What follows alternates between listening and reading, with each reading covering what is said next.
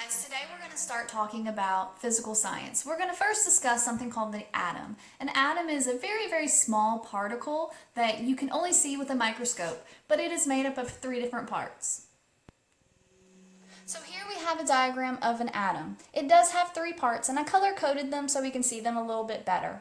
In the center, we have the green part, which is called a proton, and it is a positive charge, positive proton.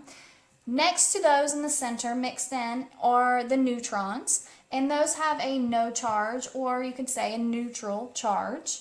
Those two stay together in the center, and they don't come apart unless somebody, a scientist, forces them to come apart, but naturally they stay together.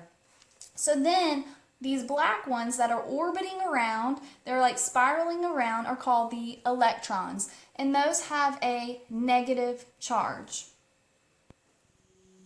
So we have our atom right here. If I count the electrons, I have 3. If I count the protons, I have 3. So that means that this atom has no charge. But let's say this atom is on my sock, and I'm walking around in my socks and I rub my feet on the carpet. Some of these atoms might decide that they want to jump off and stay on the carpet.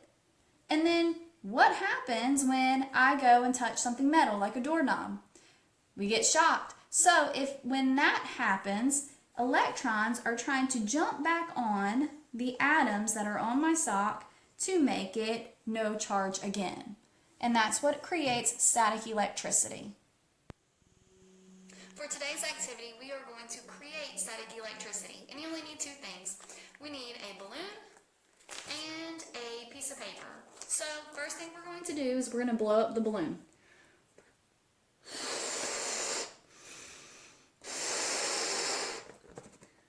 About that big. And if you can't tie it, see if you can get an adult or someone bigger than you to help you tie it.